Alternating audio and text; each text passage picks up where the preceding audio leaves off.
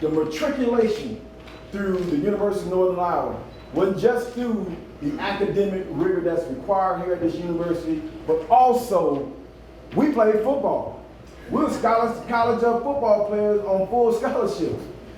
So football, ROTC, academics, and then date his bride. Well, he did great as well.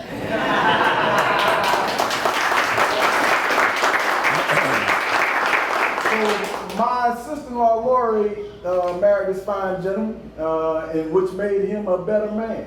Like myself, I've been married to my bride over 30 years. You have to get a good bride, a support system to allow, facilitate you to accomplish the things that he's accomplished in his life.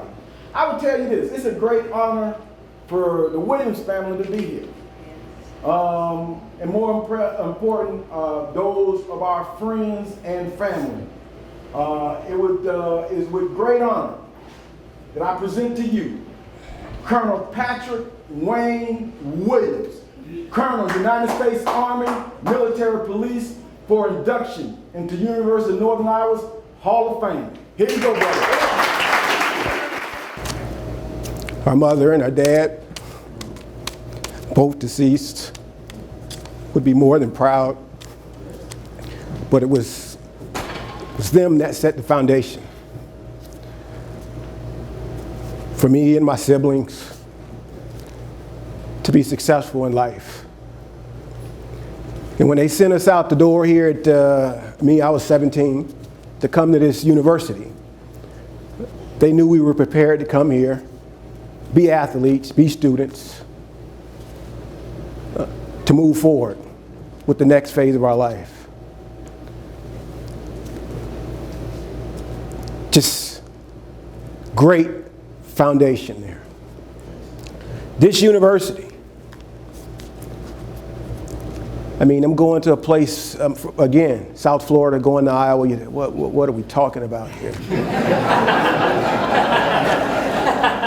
But I tell you, our oldest brother, who left South Florida to go to Eastern Kentucky University, he told us to leave the state because too many friends that we had that were athletes stayed in the state. And as we were growing up, you tend to see those same people like, why are they back home? Aren't they at college? Well, you eventually find out they dropped out of school. So that advice from our brother, leave the state. You make it on your own. But you have to have something to link into. And this university did that for us. Not just with a great athletic department that was growing.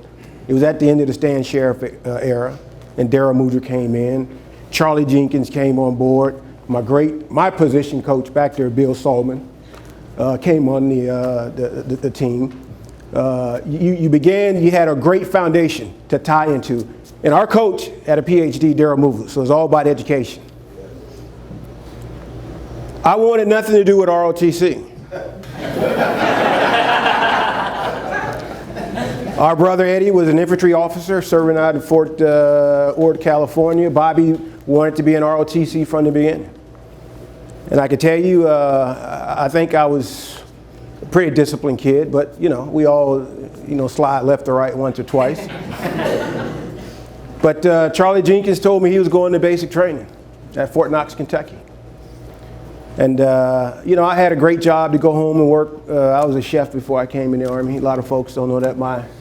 Some of those that know me personally, I do very well in the kitchen. But, I wanted to do something else. So I went to basic training. I loved that Army thing.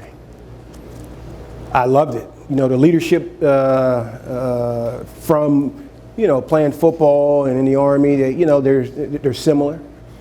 The physical stuff, you got that. But I like the challenge of the mental piece of it. And I went in, I guess I did very well. They offered me an ROTC scholarship. I was on a full academic ride here. I could tell you every semester, Old coach, he and Terry Allen and Daryl Mover, hey, you want to give up that one of those scholarships? No. No. The Army is all about service, being a selfless servant. Yes, there's a lot of accolades that may come to the guy or the gal at the top, but you do very little. It is the soldiers, that's the point of the spear, that does the brunt of all of that. So for you young cadets here today, 3 things I'll leave you with. One of my mentors towards the end of my career was a guy named John Allen. He's the Vice Chief of Staff of the Army. He talks about 3 things. And these 3 things, regardless if you're in the Army, going to college, working at some organization, they're pretty simple. The first one is to be all in. You have to be 100% committed. Be all in. You can't straddle the fence. That's painful for us men anyway. But you have to be committed to what you're doing. And when you commit yourself to that, I'm telling you, things are a lot easier. The second is be a team player. You get a heck of a lot more done with 2 or 3 vice yourself. It's a lot easier, trust me. So when you figure out the secret to what the commander wants here, don't keep it to yourself.